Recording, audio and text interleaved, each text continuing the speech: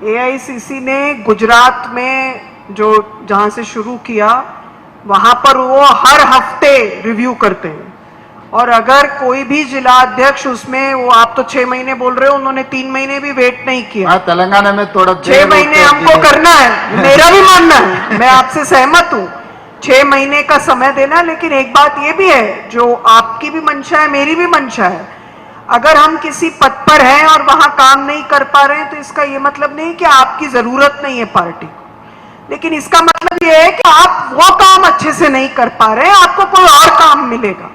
लेकिन ये सही बात है कि आज जो राजनीतिक हमारे सामने परिस्थिति है उसमें हमको ये कड़े निर्णय करने पड़ेंगे, नहीं तो हम आने वाली चुनौतियों का सामना नहीं कर पाएंगे।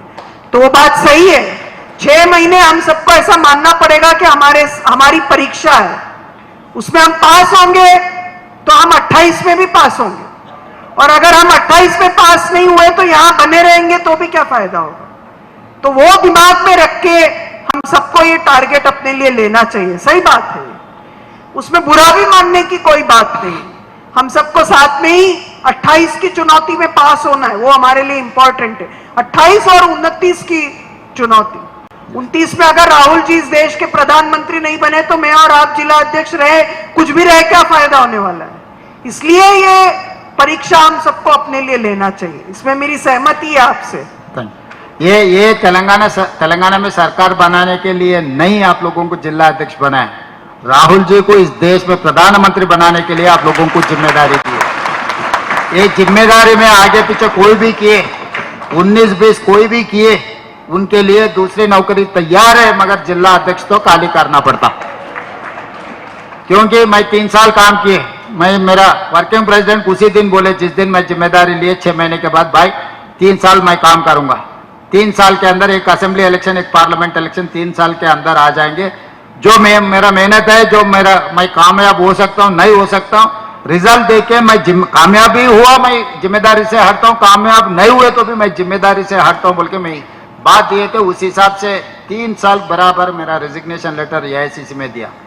మిత్రులారా, గొప్ప అవకాశం కాంగ్రెస్ పార్టీ అధ్యక్ష బాధ్యత, ముఖ్యమంత్రి కూడా కావచ్చు, మంత్రులు కూడా కావచ్చు, కానీ కాంగ్రెస్ పార్టీ అధ్యక్షులు కావడం అనేది అది అంత సులువైన విషయం కాదు. మీకు ఇంటి దగ్గర కూర్చున్న మీకు మీనాక్షి గారు తెచ్చిచ్చినందుకు మీకు ఏమన్నా దాని విలువ తక్కువగా అనిపిస్తుందేమో, కానీ మాకు తెలుసు దాని విలువ ఏందో. జిల్లా పార్టీ అధ్యక్షుడు అనేది పార్టీకి పెద్ద దిక్కు, కుటుంబ పెద్ద, అందరినీ సమన్వయం చేసుకున్న బాధ్యత. వయసు కాదు ఇది, సమయస్ఫూర్తి కావాలి. చాలా మంది యంగర్ జనరేషన్కి డిస్ట్రిక్ట్ పార్టీ ప్రెసిడెంట్స్ వచ్చినాయి. యంగర్ జనరేషన్ కాబట్టి ఎవరి దగ్గరకు పోయినా మీరేం నామోషిగా ఫీల్ కాకండి. ఇవాళ ఓటు అడుక్కోనిక సర్పంచ్ కింద మీరు నిలబడతారంటే గుడిసెకు పోయి కడుపులో తలకాయ పెట్టి కాళ్ళకి దండం పెడుతున్నాం ఒక్కొక్క ఓటు కోసం. ఓ నాయకుడు 30 ఏళ్ళ నుంచి 40 ఏళ్ళ నుంచి పార్టీకి ఇస్తే కొంచెం మనసు నొచ్చుకుంటే ఇంటికి పోయి కూర్చోండి, మాట్లాడండి, చెప్పండి. ఒక అవకాశం వచ్చింది మీరు సహకరించమని మాట్లాడండి. నాకు అధ్యక్షుడు ఇచ్చినప్పుడు ఎంతమంది సీనియర్ నాయకులు ఇళ్లలోకి వచ్చినా మీరు చూడలేదా? ఇది నా కోసం నీ కోసం కాదు, పార్టీ కోసం. పార్టీ అనేది అందరు ఆస్తి. 4 కోట్ల మంది, 1 కోటి పైగా ఓట్లేసిండు మనకు, 1 కోటి మంది కార్యకర్తలు నుండి 1 కోటి మంది జీవితాలతోనే మనకు చెలగాడ మాదిరే అధికారం లేదు. ఇది ఒక పెద్ద బాధ్యత.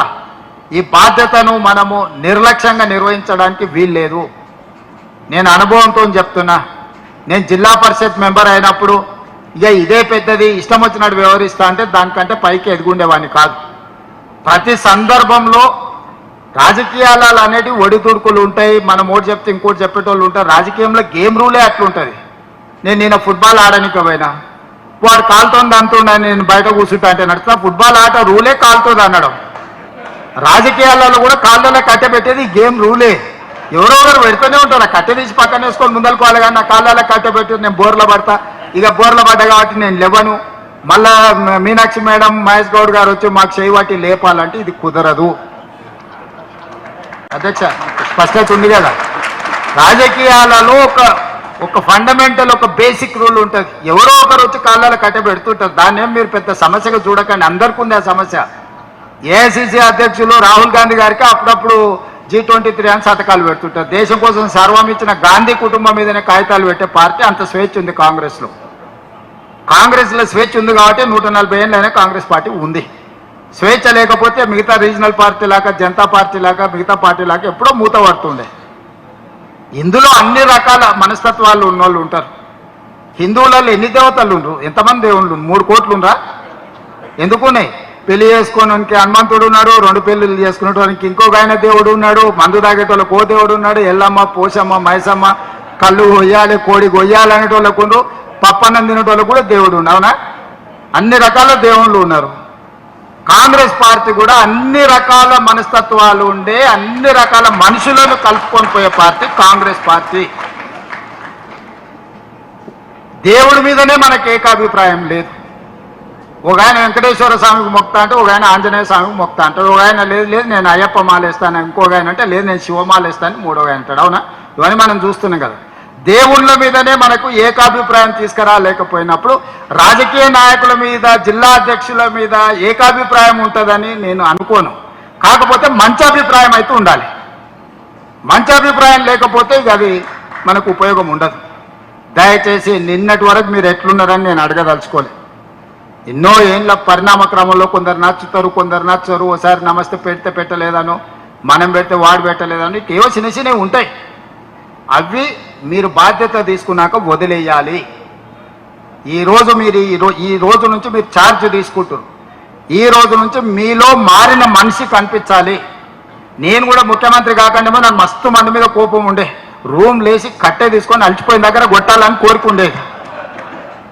కొట్టే అవకాశం వచ్చినప్పుడు ఆలోచన చేయడం మొదలుపెట్టింది. ఇట్లా కొట్టి మన సమయం ఎందుకు వృధా, మన శక్తిని అంతా ఎందుకు వేస్ట్ చేసుకోవడం అని.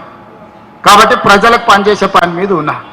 మీకు కూడా మీకు పదవి రాకముందు చాలా మంది మీద కోపం ఉండొచ్చు. ఇప్పుడు